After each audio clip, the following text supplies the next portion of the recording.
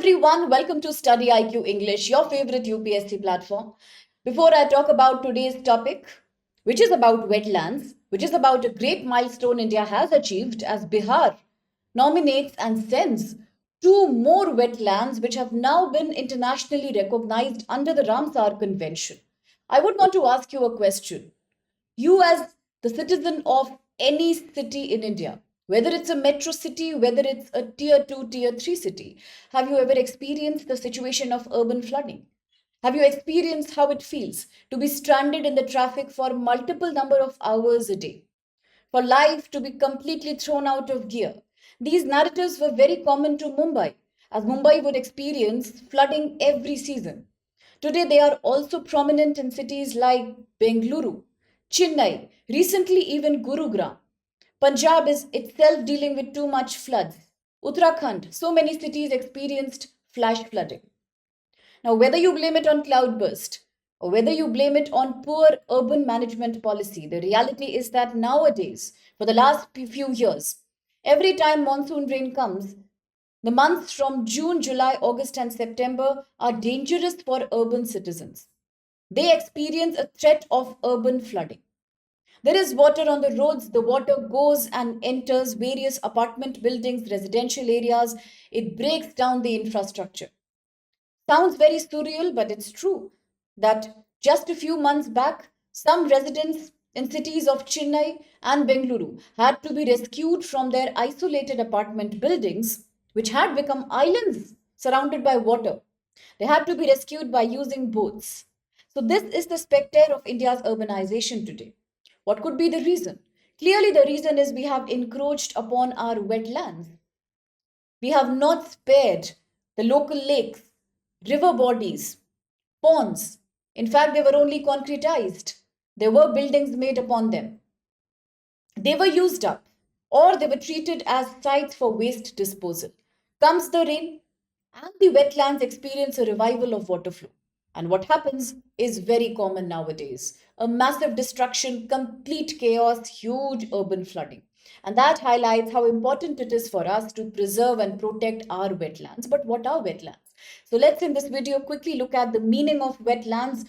How is the Ramsar Convention on Wetland Protection important? And how today Bihar has made India proud by adding two more wetlands to the global Ramsar list of wetland protection. So, talking about wetlands, as the name suggests, these are areas of land that are covered by water either throughout the year, perennially, or for some months in the year. They are usually covered by shallow water. If you go by the official definition, then wetlands are the transition between land area, that is terrestrial area, and aquatic ecosystem. So they come somewhere between the aquatic system and the land system. The water table is usually at or near the surface level, and as I said, they are covered by shallow water most months of the year. So, whether they are filled up with water temporarily, seasonally, or perennially, these areas play a very important role in preventing, mitigating floods. They play an important role by providing sources like fish, raw material to local communities. They also have a huge religious and cultural importance, and of course, they are hotspots of biodiversity. And still, though we celebrate on 2nd February the International World Wetlands Day as a commitment to protect and preserve our water bodies, we see that across many countries of South Asia, including India, wetlands are discarded as waste sites. Wetlands are either encroached upon or wetlands are mistreated by factories who continue to throw pollutants, dirty water, chemicals into them. And that's something we need to stop immediately. Understanding the problems that cities are facing due to extensive flooding every year. So, the day, that is 2nd February, is an important one for the whole world. It marks the day on which the Ramsar Convention on Wetlands was adopted in a city called Ramsar in Iran, and that happened in 1971.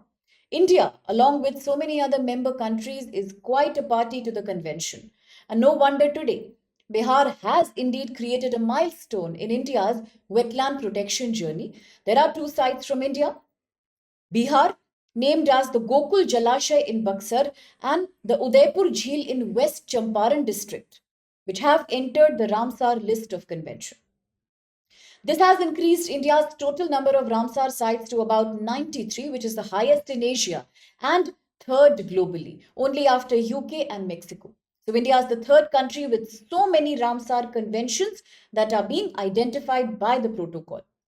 This only reflects not only the government but also local communities' efforts at conserving wetlands, at our commitment of protecting biodiversity as we continue to urbanize. So, what exactly is the relevance of Ramsar Convention? So, Ramsar Convention, as I said, a treaty that was meant to protect wetlands the world over, was adopted back in 1971, and presently there are about 172 countries who are the members here. It aims to preserve wetlands. It aims to promote all efforts at their conservation. We need to use them wisely. At the same time, we must protect them as well. They are a very integral component of our ecosystem. So we cannot treat them as abandoned places.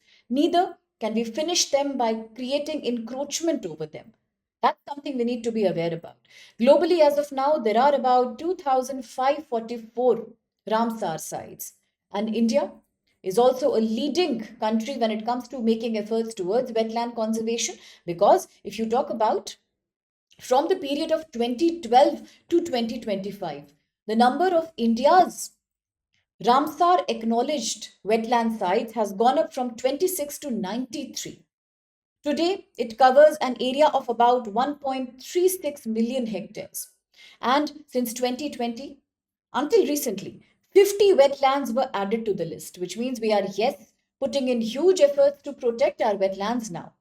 India is ranking the third in the world when it comes to the number of Ramsar sites. As I mentioned, first is the UK, followed by Mexico, and then comes India.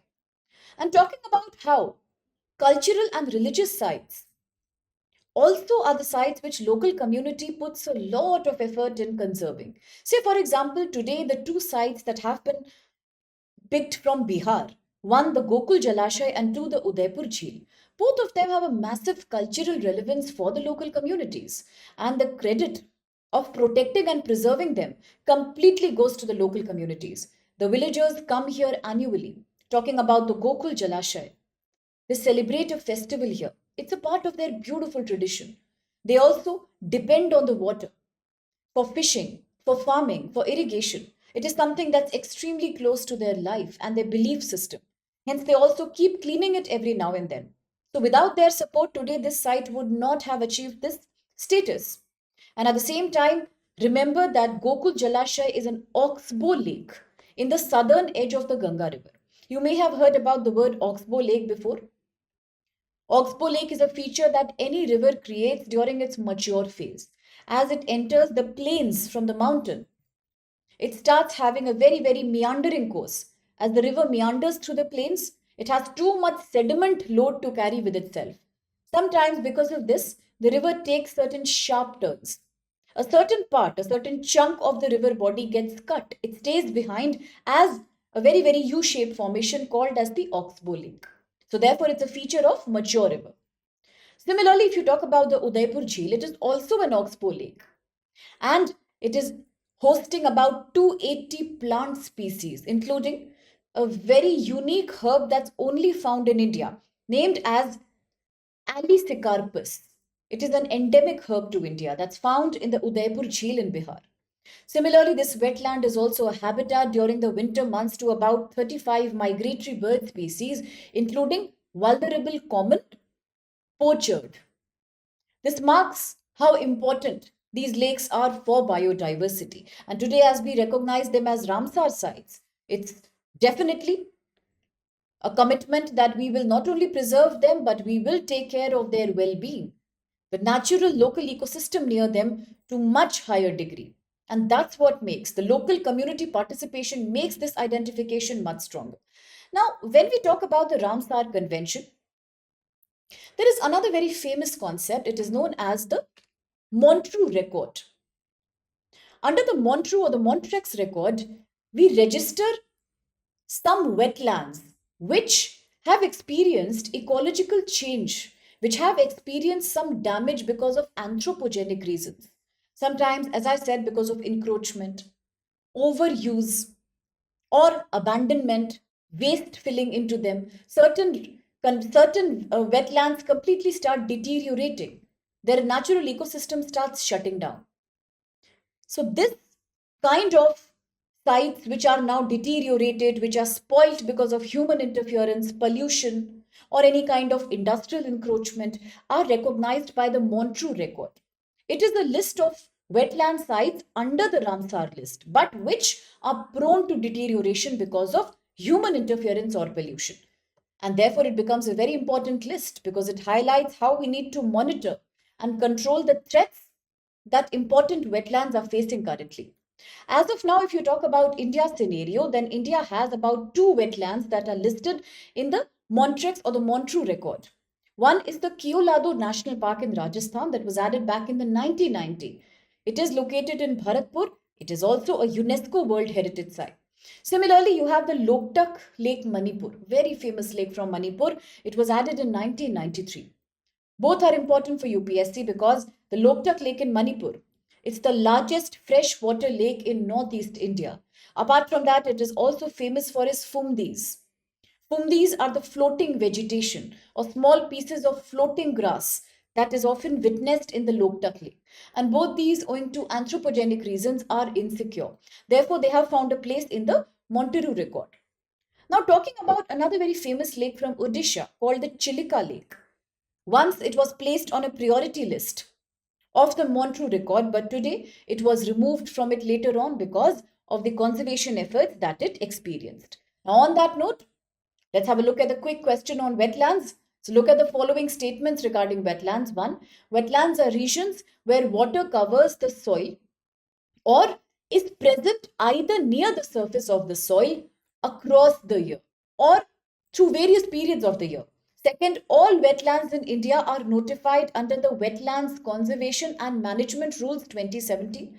And the third statement says, mangroves and coral reefs are also considered types of wetlands under the Ramsar Convention. The third statement is rather tricky, but then it's also very interesting to know for the UPSC GS paper 3 that which types of wetlands are recognized by the Ramsar Convention.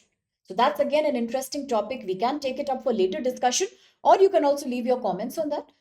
But for this question, which statements do you think are valid? You can post your answer. And if you enjoy such brief current affairs or such brief important topics for UPSC, then you can let us know in the comment box. How is it helping you? How would you want for us to add more topics that you enjoy reading? And if you are really preparing for the upcoming exam, that's 2027, even if you're preparing for 2028, well begun is half done, we know that. And we also know that the countdown has started for next year. So here's a great opportunity. At StudyIQ IAS, we are celebrating a huge milestone of 20 million subscriber base. Yes, due to your love and support, of course. But you could also take this opportunity to avail for a sale offer that begins with as less as rupees 20,000 for various GS foundation courses. So not only is it preparing you for your GS, but you will also get heavy discount on optional. You will get CSAT guidance. You will get various static, current, GK, all sorts of information that will help you sail through successfully the UPSC. So now is a great chance. You can use the code SPLIVE that's there on the screen. And because the sale is ending tomorrow, that's 30th September, the time is running out. So you can give a great professional twist to your preparation by allowing us to support you, to mentor you, to guide you in this journey. And if you are interested, then please use the code and avail the sale today. And if you want more information, then also you can let us know. We will get back to you. Thank you so much for being with us only at StudyIQ.